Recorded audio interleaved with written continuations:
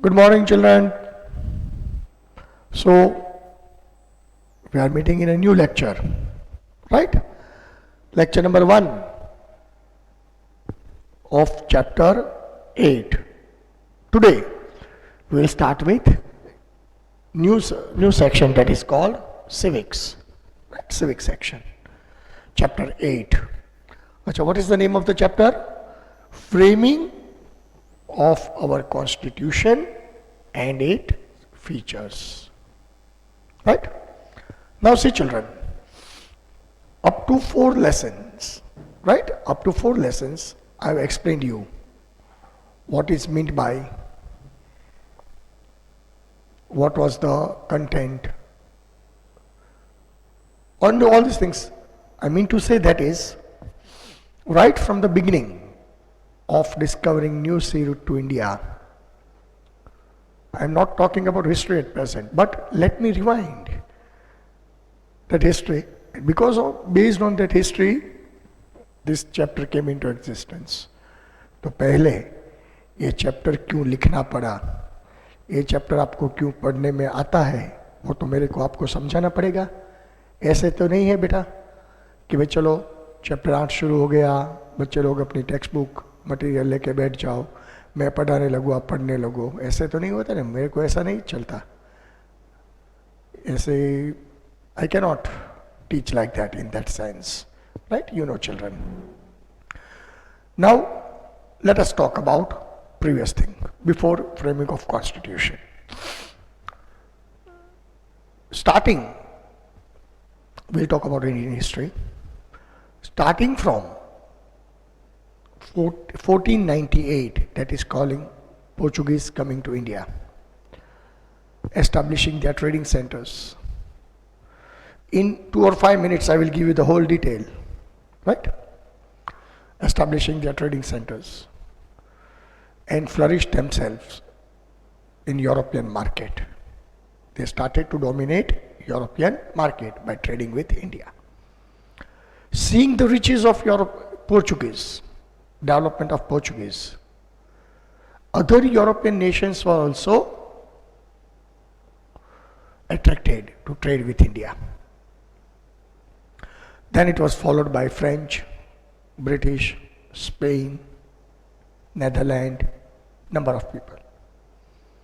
And feuds started to take place between these European nations because they wanted to establish their monopoly in India, to trade with India. Because at that time India was called land of riches, plenty of things. As time passed, almost all European nations except British were eliminated from the race. That means after a span of 150 years, after discovering new sea route to India, in the beginning of 18th century, British emerged victorious. By hook or crook, they eliminated all their opponents. And then came the incident of Battle of Plassey between Siraj-ud-Dowla, Nawab of Oudh, Bengal, and British. That battle, you know, it was a treachery battle. After that battle,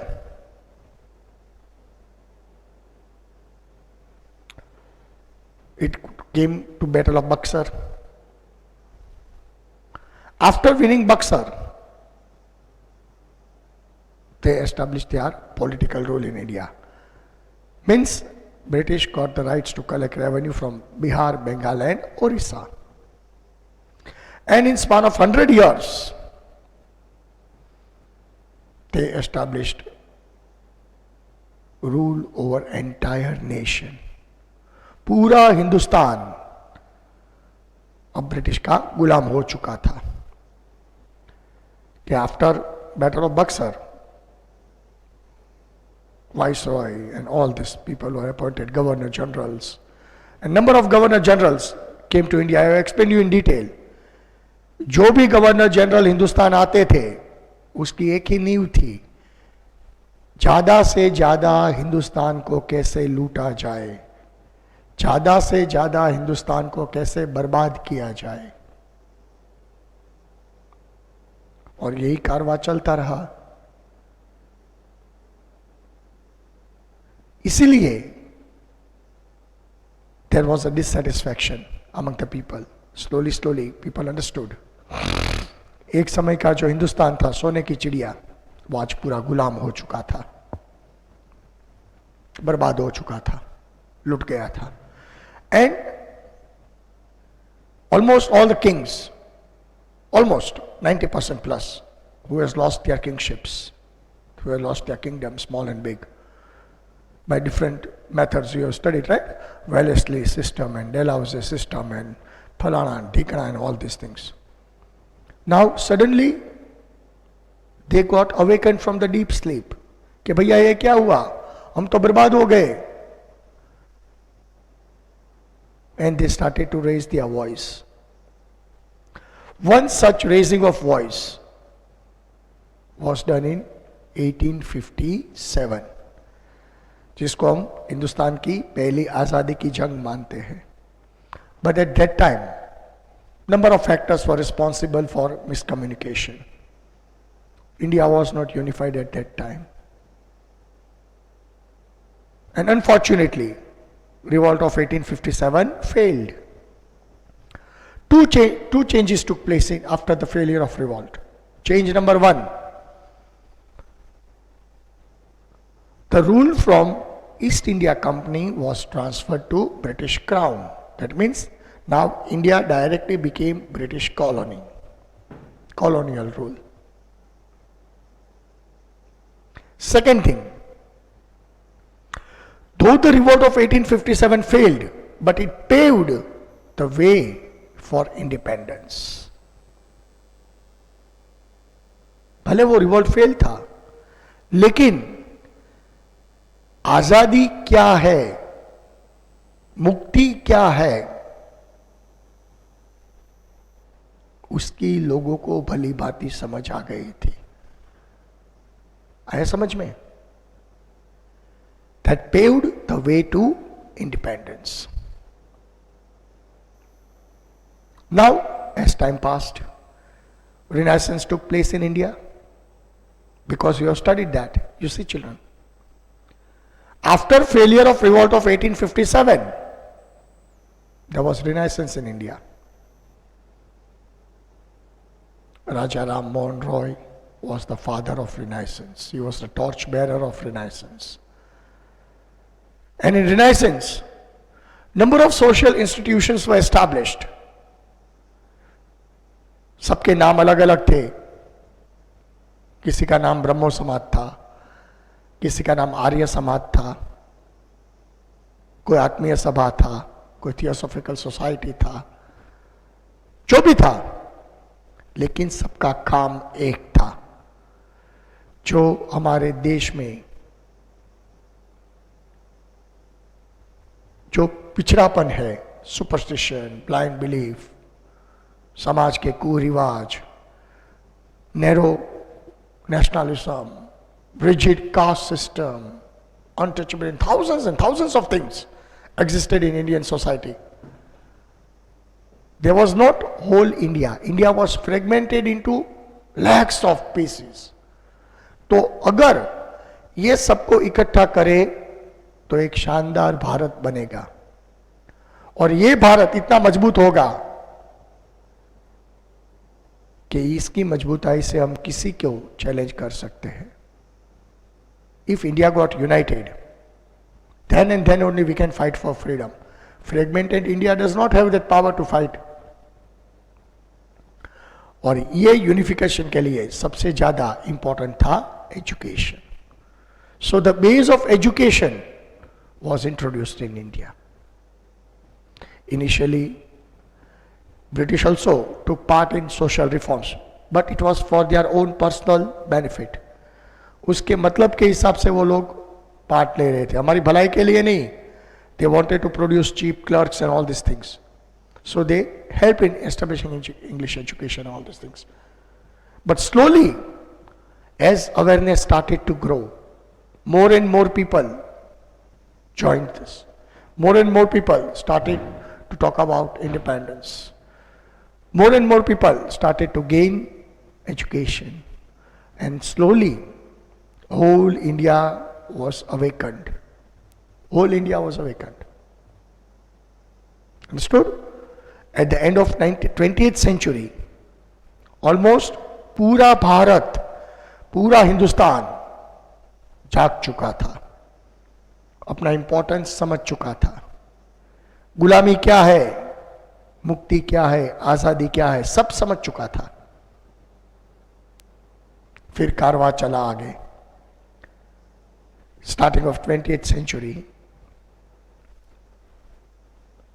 there was a great awareness among the people of India, and now British understood the time has changed, the tide has turned.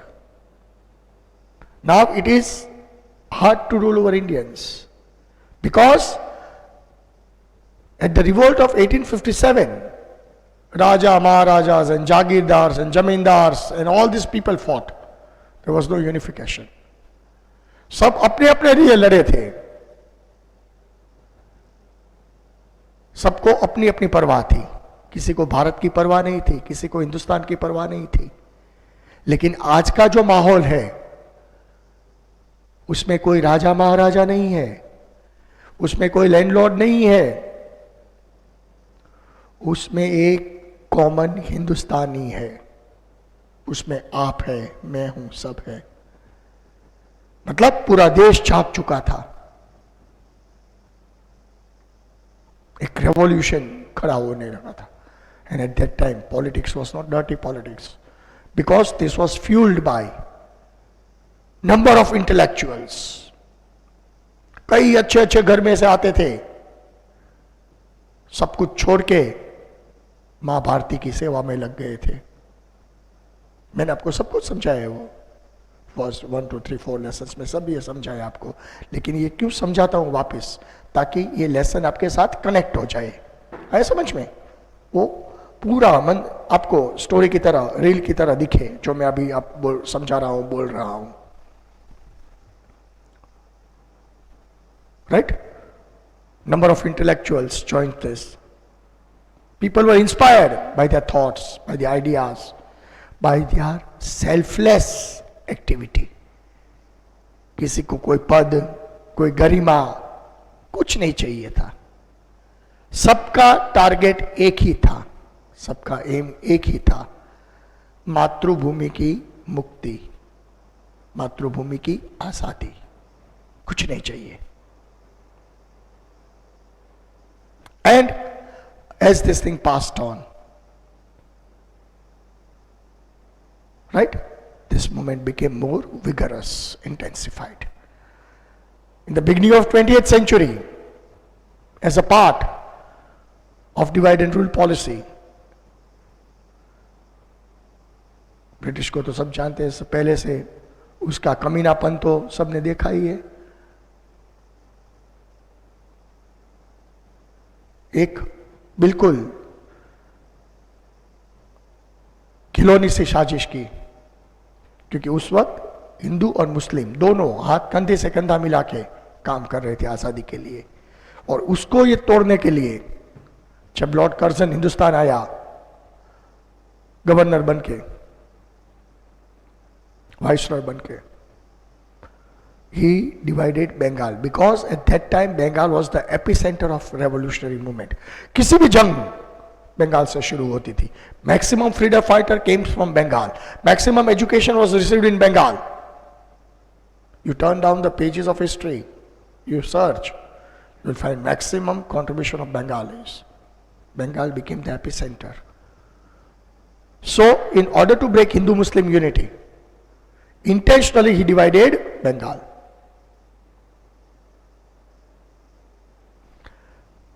जो आज बांग्लादेश है, उधर Muslim population ज्यादा था, Hindu minority थे, उसको बना east Bengal. आज का जो वेस्ट बंगाल है, उधर हिंदू पॉपुलेशन ज्यादा है, मुस्लिम माइनॉरिटी है, उसको बनाया West Bengal. For smooth administration, ऐसा बहाना बनाया था एडमिनिस्ट्रेशन के पर्पस से. भैया क्या एडमिनिस्ट्रेशन सबको मालूम था. क्या खाक एडमिनिस्ट्रेशन करने वाले थे? उसको हिंदू मुस्लिम यूनिटी डिवाइड करनी थी, ताकि अगर इसमें बंटवारा हुए तो आजादी की जंग जो छिड़ चुकी थी वो पैसिफाई हो जाए, शांत हो जाए, और हम बैठे बैठे तमाशा देखे, दोनों गुट आपस में लड़ मरे। लेकिन ऐसा नहीं हुआ। People understood the plan behind this and they revolted, मुंह तोड़ जवाब दिया था, and that gave the rise of स्वदेशी मूवमेंट। हमने रिटेलिएट किया।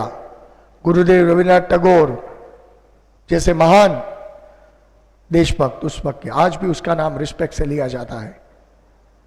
हम रविन्द्रनाथ टैगोर नहीं बोलते, हम बोलते हैं गुरुदेव रविन्द्रनाथ टैगोर। उसके आह्वान से पूरा बंगाल जाग चुका था, and he was the most active person of that time in partition. सबसे अहम भूमिका गुरुदेव ने निभाई थी लोगों को यूनाइट करने के लिए। जो बंगाल डिवीजन हुआ था, हिंदुस्तानी लोगों ने इतना मुंह तोड़ जवाब दिया कि British was forcibly had to accept the cancellation of partition of Bengal। जो बंगाल डिवाइड हुआ था वो बंगाल आज यूनाइटेड हो गया 1911 में। वो हमारी पहली जीत थी। Then national movement became more stronger, vigorous। मैं मुस्लिम लीग इसमें बीच में नहीं आता, इसे मैं नहीं लेता, ऐसा मत सोचना कि मैं भूल गया, सब मेरे दिमाग में है, लेकिन ये टॉपिक ही नहीं है, उसको एक साइड रखो। हम मेन स्ट्रीम पे जा रहे हैं, मेन रोड पे जा रहे हैं, आगे आगे कारवा बढ़ता गया। Day by day revolution became stronger, आजादी की जंग तेज होने लगी। Now the freedom fighters were divided into two groups. One group was called moderates, who believed in giving a referendum, fight in legislature, आवेदन पत्र देना, रिक्वेस्ट करना, सब कुछ कानून के तौर तरीकों से। और एक गुट जो ऐसा था जो ईंट का जवाब पत्थर से देना चाहता था, they were called extremist। और ये एक्सट्रीमिज्म की मिसाल थी the great trio of 20th century, Lal, Bal and Pal. Lala Lajpat Rai from Punjab, Bipin Chandra Pal from Bengal, and Lokmanya Bal Gangadhar Tilak from Maharashtra। They ignited the flame of revolution। They became the ideals of crores of Indians at that time। Moving one step ahead, extreme revolutionaries were also born। उसके एक step आगे, लाल बाल पाल से भी एक step आगे revolutionary की फौज थी, जिसको हम बोलते हैं चंद्रशेखर आजाद, वीर भगत सिंह, खुदीराम बोस। आज भी उतने गर्व से उसका नाम लिया जाता है। पूरा हिंदुस्तान जाग चुका था, पूरा देश जाग चुका था, जंगें चलती रही, कई ब्रिटिश को मुक्की खानी पड़ी, कई कायदे कानून सबने विरोध किया, कई शहीद हुए। तब जाके 1947 में 15 अगस्त को हमको मुक्ति मिली। वो भी कैसे, that I will explain you in chapter number 6। हमको कैसे आजादी मिली, क्योंकि अभी ये टॉपिक नहीं है। जब चैप्टर 6 में समझाऊंगा आपको तो डिटेल में समझाऊंगा। है समझ में बच्चों? In 1947 we became free, 15th August, and that is why 15th August was celebrated as our Independence Day। Now, after World War, that is called, अभी मैंने पूरे हिंदुस्तान की बात की, अभी हम जाते हैं यूरोप में। यूरोप में क्या हुआ था? वर्ल्ड वॉर जब खत्म हुआ 2, पहले America and Russia dominated world politics at that time. France और इंग्लैंड तो खत्म हो चुका था, जर्मनी इटली ने खत्म कर दिया था उसका सुपर पावर, मरते मरते जीता था अमेरिका की उंगली पकड़ के। तो इसीलिए 1945 के बाद जब इंग्लैंड खत्म हो चुका था, तो now it was the prime responsibility of British to reconstruct their own nation. जब तक वो सशक्त थे, केपेबल थे, तब तक पूरी दुनिया पे हुकूमत की, लेकिन आज उसका ही घर टूट गया था। तो आप भैया मेरे को समझाओ, कोई भी बंदा पहले अपने घर संभालेगा या दूसरे के घर संभालने की कोशिश करेगा? अपना घर ही संभालेगा ना। They started their own construction, मतलब अपनी इकोनॉमी, अपनी व्यवस्था संभालने लगे, क्योंकि सब कुछ खेदान मैदान हो चुका था वर्ल्ड वॉर 2 के वक्त। और पहला कॉलोनियल देश जो आजाद होने जा रहा था वो था हिंदुस्तान, क्योंकि हिंदुस्तान ब्रिटिश की सबसे बड़ी कॉलोनी थी। 1946 में ब्रिटिश पार्लियामेंट की इंस्ट्रक्शन की बदौलत एक मिशन आया हिंदुस्तान। इतनी सारी आजादी की जंग लड़ी गई, वो बोलते थे कि हम आजादी देने वाले, ये करने वाले वो, लेकिन कभी कभार वो डेट नहीं बोले थे कि भैया हम इधर से कब जाने वाले हैं। लेकिन पहली बार ये हुआ 46 में कि British gave the deadline to India कि we are suppose to evacuate India before 30 June 1948, मतलब तकरीबन 2 साल। ये बात 46 में हुई थी, मार्च 46 में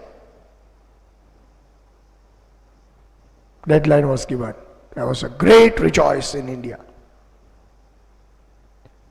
कि पहली बार ब्रिटिश ने अपने मुंह से बोला था कि इतने समय की अवधि से पहले हम भारत माता को आजाद कर देंगे, मतलब will transfer power to Indians.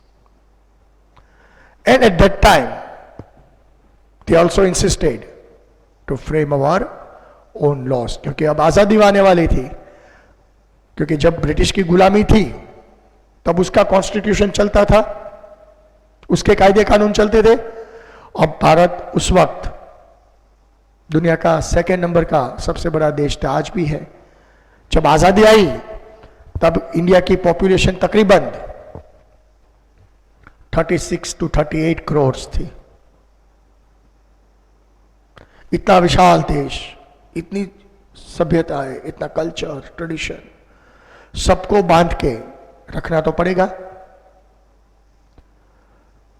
अपना विकास करना पड़ेगा, हर एक हिंदुस्तानी की एस्पिरेशंस को ध्यान में रखना पड़ेगा, फॉरेन पॉलिसी बनानी पड़ेगी,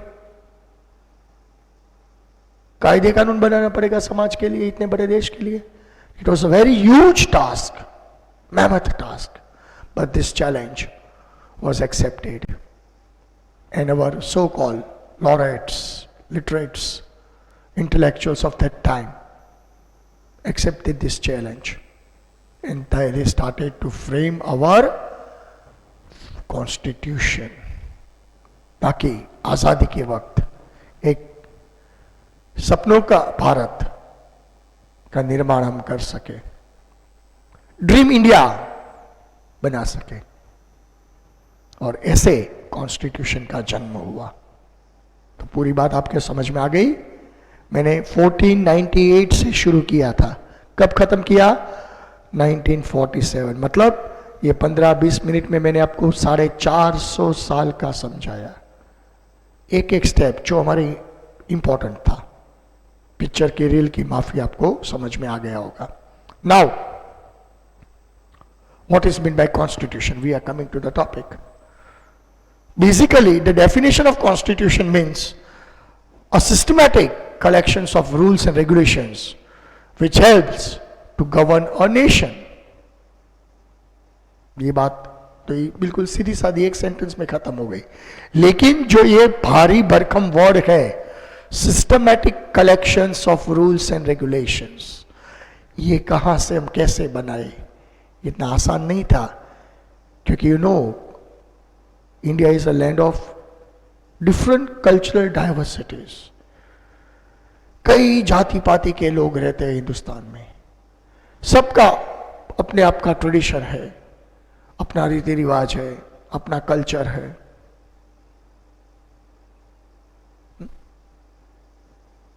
आज भी हम देखते हैं तो उस वक्त तो कितना रिजिड होगा। हमारी आजादी के 75 साल के बाद भी हम रिजिडिटी जो देखते हैं, तो उस वक्त की आप बात सोचो कितना रिजिड समाज होगा। तो ये सब में से रास्ता निकाल के ऐसा देश बनना चाहिए जो दुनिया में अपना नाम कमा सके। It was a very very tedious task, huge task, but still successfully our people, our freedom fighters have framed that, right? So that was a introduction which I told you in a very detailed manner of constitution. Okay children, so what's the topic? Framing of constitution and its features. Now as I told you, open your textbook or material whatsoever you are taking with, right? On textbook we are on page number 56. Come to page number 56. Take down your pen or pencil, because we are supposed to mark what I read, what I explain you. If you are sitting with material, take down that topic. See, the topics are written. We are supposed to study 2 or 3 topics in this session. That means constitution. What is meant by constitution? Why constitution? Above all, क्योंकि constitution का मतलब क्या होता है? जिससे पूरा देश चलता है। कॉन्स्टिट्यूशन के ऊपर कोई नहीं है, कॉन्स्टिट्यूशन के हिसाब से ही देश को चलाना पड़ता है। No one is about constitution. जो भी उसमें लिखा है वही करना पड़ता है। आया समझ में? So let us C. Constitution means, now underline, it may be your SQ or MCQ, right? मेरा पहला सवाल आएगा, what is meant by constitution? Underline. Any systematic collection,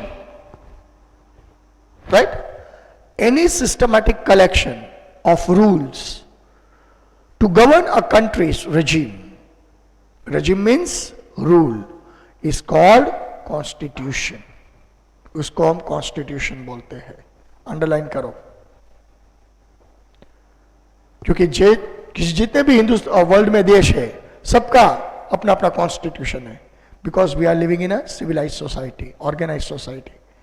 you are studied in primary standard, man is a social animal. अगर constitution नहीं होगा तो जंगल राज हो जाएगा, अफड़ा तफड़ी मच जाएगी, देश में कोई कायदा कानून व्यवस्था जैसी कोई चीज ही नहीं बचेगी। तो ये सब चलाने के लिए, सिस्टम से देश चलाने के लिए किसी लॉज की जरूरत पड़ती है, और वो लॉज को बोलते हैं हम कॉन्स्टिट्यूशन। है समझ में? पक्का? Good. Now importance. What is my first cheer? What I have written? Constitution is superior to all the laws of a nation. देश में जितने कायदे कानून है सब कॉन्स्टिट्यूशन के दायरे में से ही बने हैं। कोई भी कायदा, कोई भी इंसान, चाहे वो बड़ा प्रधान हो या प्रेसिडेंट हो, कोई भी हो, कॉन्स्टिट्यूशन से बड़ा कोई नहीं होता है। No one is about constitution. Constitution is a supreme document of nation. Understood? हम जो भी है हम कॉन्स्टिट्यूशन के दायरे में रहकर कच कर सकते, जिसको हम बोलते हैं लीगल इलीगल। उसके दायरे के बाहर जाते हैं तो हम इलीगल उसको बोलते हैं, क्योंकि वो बात हम जो करना चाहते हैं वो कॉन्स्टिट्यूशन में मेंशन नहीं की गई है, ताकि वो इलीगल हो गई। आया समझ में? Let us C importance. Constitution, now underline whole GR, It is given in material, it is given by points. Underline. Constitution is the basic and most important document. Understood? Second point. ये first point था. The laws of the nation are based on constitution. देश में जितने कायदे कानून बनते हैं वो सब कॉन्स्टिट्यूशन के तहत ही बनते हैं. कोई भी कायदा कॉन्स्टिट्यूशन के बाहर हम नहीं बना सकते. है समझ में? The country's constitution and constitutional laws should be subject to relevant provisions. जो भी कायदे कानून बनाए गए उसका प्रोविजन भी रखना पड़ता है. जैसे एक कायदा बना तो वो कायदा का यूज कैसे होगा, अगर लोग मिसयूज करें तो उसको क्या करना पड़ेगा, वापस कैसे ट्रैक पे लाना पड़ेगा, सब प्रोविजन दिया गया है. क्योंकि लॉज बनाने से पहले प्रोविजन का भी सोचना पड़ता है ना. अगर कोई प्रोविजन नहीं है तो लॉज का कोई मतलब नहीं है. तो जो लॉज बने उसका प्रोविजन भी दिया गया है, ऐसे मैनेज करना है, ऐसे करना है, ऐसे करना है. ऐसा समझ में? The constitution is superior to all the laws of the nation. कोई भी कानून, कोई भी कायदा, कोई भी लॉ कॉन्स्टिट्यूशन से बड़ा नहीं होता है. क्योंकि सारे लॉज कॉन्स्टिट्यूशन का प्रोविजन स्टडी करके ही बनाए जाते हैं पार्लियामेंट में. पार्लियामेंट में हम बोलते हैं लॉज रेगुलेशंस बनाए जाते हैं, बिल, वो सब वो आगे हम पढ़ेंगे. वो पास कब होते हैं? जब कॉन्स्टिट्यूशन की लिमिट के विदिन बनते हैं. सत्ता हाथ में आ गई, हम मनमानी कर सकते, ऐसे नहीं हुए. भले आज वड़ा प्रधान सबसे शक्तिशाली है हिंदुस्तान के, लेकिन वो भी कायदे कानून से बंधे हैं, वो अपनी मनमानी नहीं कर सकते. आज भी आपने देखा होगा ये बात निकली है. आप कई सारे वीडियोस है, आप नेट पे सर्च करना. आज मैं जो लेक्चर शूट कर रहा हूं उसका डेट है 25 जून. ये लेक्चर आपको कब मिलेगा मालूम नहीं, लेकिन आज से तकरीबन 45 साल पहले 25 जून 1975 को देश में इमरजेंसी घोषित की गई थी. इमरजेंसी के कई सारे वीडियोस थे. उस वक्त की प्राइम मिनिस्टर थी मिसेस इंदिरा गांधी और हमारे प्रेसिडेंट भी पपेट थे उस वक्त, जाकिर हुसैन. रातों रात देश में इमरजेंसी लागू की गई थी. Because we are a democratic nation. Emergency का प्रोविजन है कॉन्स्टिट्यूशन में, लेकिन अपनी मनमानी नहीं कर सकते. सत्ता के लिए इंदिरा गांधी जी ने सत्ता के लिए किया था, अपनी सत्ता ना चली जाए इसीलिए. और हम बोल सकते हैं उस वक्त डेमोक्रेसी की हत्या हुई थी. राइट? मतलब कॉन्स्टिट्यूशन का जो पावर था इमरजेंसी का वो मिसयूज हुआ था. आज भी आप ढूंढो, कई सारे एपिसोड है. With date I can tell you 25 June 1975. 2 साल तक देश में इमरजेंसी की परिस्थिति रही थी. अफरा तफरी का माहौल था.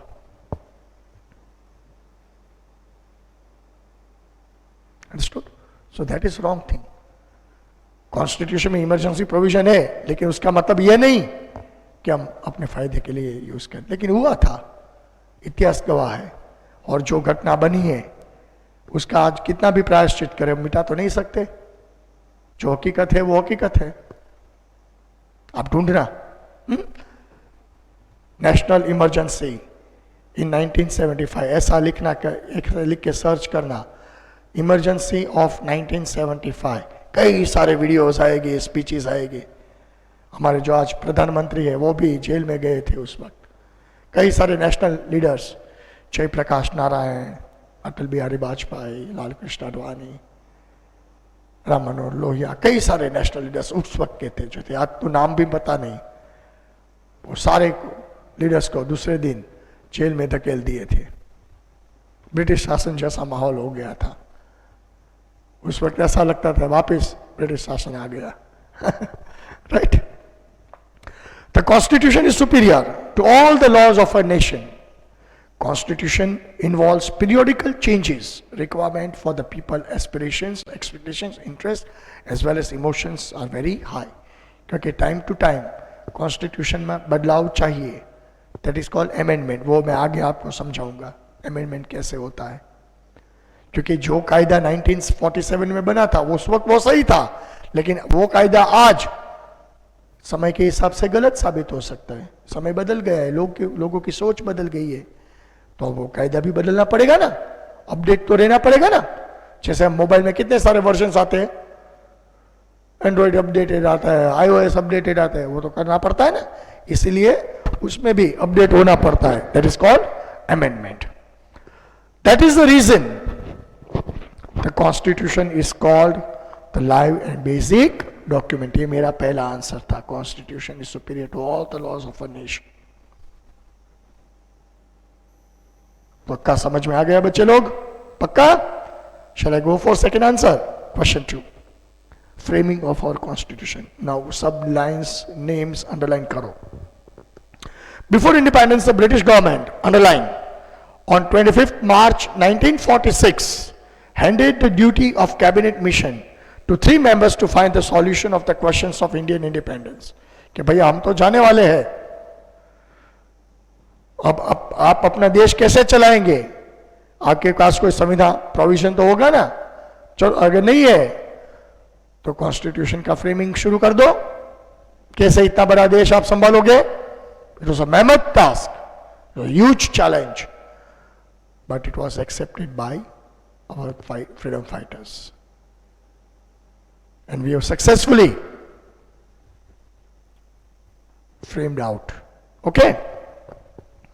On the basis of recommendation of cabinet mission, मैंने जो बोला था ना, एक मिशन आया था, the Constitution Assembly was constituted and structure of Constitution was decided. Constitution बनने की शुरुआत हुई. Now this is the most important paragraph. Line to line बच्चे लोग आप underline करो. Constituent Assembly comprised of 385 members, out of which of various members from different religion, caste, gender, and people of various geographical diversities, political representations, and experts from various sectors were included. सारे लोग के समूह को इकट्ठा किया था ताकि कोई भी बच ना जाए, किसी को अन्याय ना हुए, कल जाके कोई उंगली ना उठा सके कि हमारे साथ अन्याय हुआ है. आए समझ में? श्री जवाहरलाल नेहरू, सरदार वल्लभ भाई पटेल, मौलाना अब्दुल कलाम आजाद, श्यामा प्रसाद मुखर्जी, HP मोदी, HP कामत, फ्रैंक एंटनी, कन्हैयालाल मुंशी, हमारे जो गुजराती फ्रीडम फाइटर थे, राइटर भी थे, उसके नाम आप शायद गुजराती लिटरेचर में भी पढ़ते होगे. Right? Kanhaiyalal Munshi, Krishna Swami Iyer, Baldev Singh, and women representative. Most important, there were 2 women represented. That is called Sarojini Naidu and Mrs. Vijayalakshmi Pandit. Underline this dark. Were the members of Constitution Assembly. अच्छा, ये पूरा गठन, आयोग का गठन किया गया. इतने सारे लोग थे उस वक्त के, और सब एक कमेटी बनाई गई, और ये कमेटी के हेड थे doctor Rajendra Prasad. Underline. Dr. Rajendra Prasad was the president of Constitution Assembly.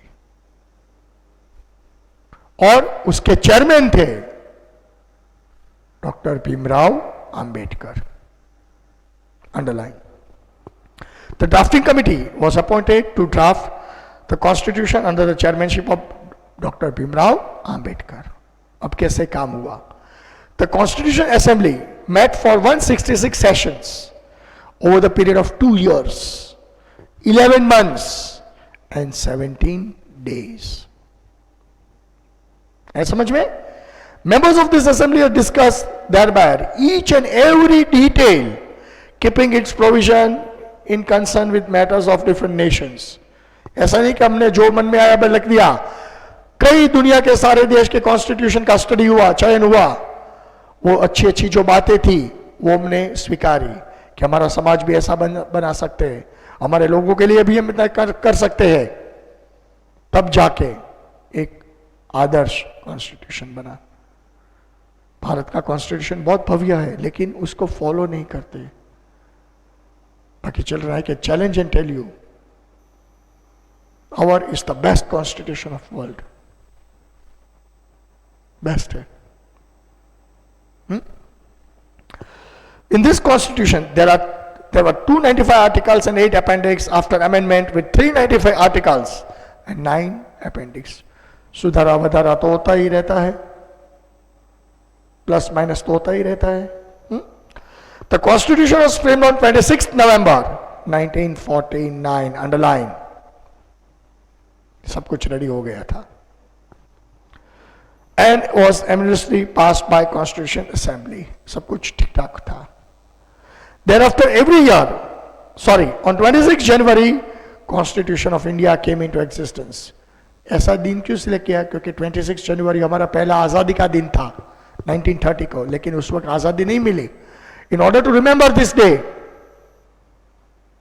26 January was selected as an application of Constitution Day. And on that day, India became Republic India. We are celebrating 2 national festivals, that is called 26th January and 15th of August. Okay? India was declared Republic Nation. Understood? Thereafter, every year 26th January is celebrated as Republic Day, national fervor. वो दिन याद रखने के लिए, right? We have 4 lions as our national emblem. 4 lion का चिन्ह होता है ना. And the line written, Satyamev Jayate, truth wins. Right? The Constitution provides to citizenship rights and duties of the people, directive principles of the state policy, union-state relation, elections, emergency provision. Thus, Constitution of India is the most detailed and elaborated document of a nation. सारी चीजें अंदर दी गई है. Minute में से minute उसका अध्ययन किया गया है. अभी मैंने बोला था ना, अगर कॉन्स्टिट्यूशन के हिसाब से देश चले ना तो भारत सबसे महान देश बन. लेकिन आज के पॉलिटिकल युग में सब लोग अपनी मनमानी, अपने हिसाब से कॉन्स्टिट्यूशन का ब्यौरा निकाल रहे हैं. इसीलिए आज हम अफरा तफरी का माहौल देख रहे हैं, लेकिन ऐसा नहीं है. Our is the best constitution in world. समझ में? So that was the whole story how our framing of constitution was done. Now as we are running short of time, this topic preamble क्या है, वो लंबा topic है, वो है मैं नेक्स्ट लेक्चर में आपको सिखाऊंगा. Right children, now it is your time to take your homework. Come on.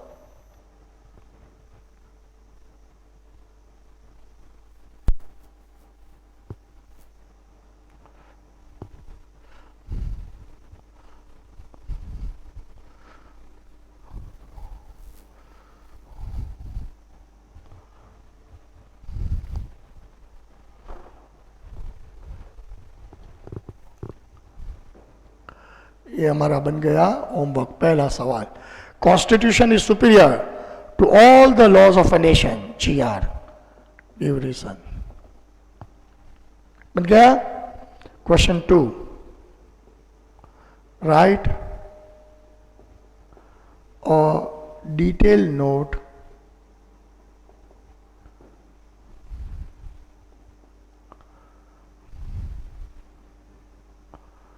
on framing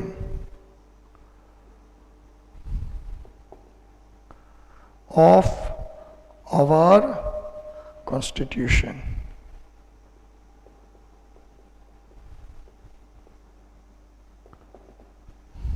write a detailed note on framing of our constitution. ये दो क्वेश्चन है. पहला GR है, constitution is a superior document to all the laws of a nation. और question second question है, write a detailed note on framing of our constitution. So with this, I'm ending my lecture. First lecture. In second lecture, we'll talk about preamble and more things. Okay, children. See you in next lecture. Till then, goodbye. Take care.